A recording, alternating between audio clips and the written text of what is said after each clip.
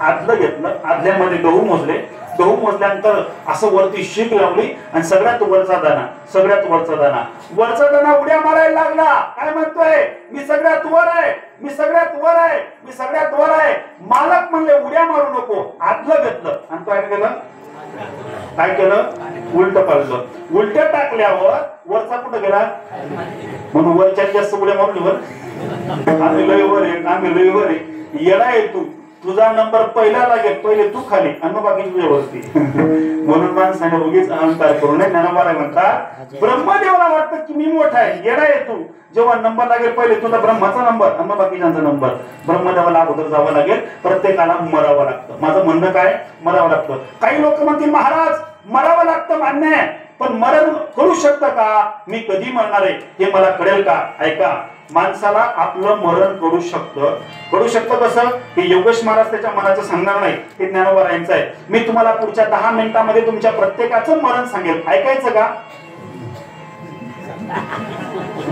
बाकीचे सिरियस झाले. महाराज कपाशी चाल बाया वटाने तुम्ही मरण सांगाय ना. फार टेन्शन मध्ये येऊ नका, याच तर सांगायचं आहे. तुम्ही मनावर घ्या, नको घ्या. ज्ञानोबा म्हणतात, काय म्हणतात? कानी घालून या बोट नाद जे ऐकावे, न ऐकता जाणावे 9 दिवस. ज्ञानोबा काय म्हणतात? दोघं बोट घ्यायची, कर्कतचा कानात घालायची. दोघं बोट कर्कतचा कानात घातल्यावर गुंग्यासारखा सुर असा आवाज ऐकतो, सुर असा आवाज येतो, आवाज येतो. आला का? नाही.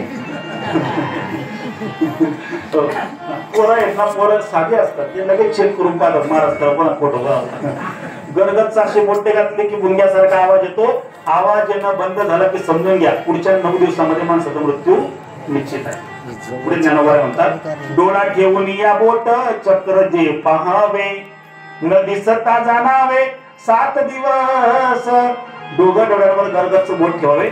पापण्यांवर असे गोल गोल गोल गोल चक्र दिसतात, पापण्यांवर गोल गोल चक्र दिसतात. हे चक्र दिसणं बंद झालं, समजून घ्या पुढच्या 7 दिवसामध्ये तुमचा मृत्यू हा निश्चित आहे. पुढचा ऐका गड्यावर, दररोज सकाळी उठायचं, कानात बोटं घालून बघायची.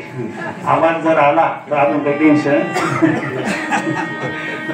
पुढे सांगतो तुम्हाला. हो पुढे, भुवया पाहता नयने. दोघं डोळ्यांनी वरच्या भुवया पाहायच्या आणि जर दिसल्या नाही समजून घ्या 5 दिवसामध्ये माणसाचा मृत्यू निश्चित आहे. पण हा भुवया पाहण्याचा कार्यक्रम महिला मंडळ तुम्ही करायचा, कारण तुम्ही ठेवले नाही. उद्या उठून कोणाला दिसल्याने बोले पण माझ्या नावाने आरोग्या अवघड नाही. माणसांना काही अडचण नाही, पण नाही दिसले एखाद्या बाईने मग काय विनाकारण डोक्याला. मला अजून समजत नाही, पुरुष मंडळी तुम्ही इथं भरपूर मोठ्या संख्येने आहात. मला खरं सांगा, आपण ॲब्रो काढत नाही, मग आपला कोणी आटक्यात जाड्याच मग अशी बातमी. मोटरसायकल चालवता चालवता त्या माणसाचे ॲब्रो अडकले, तो ऍक्सिडेंट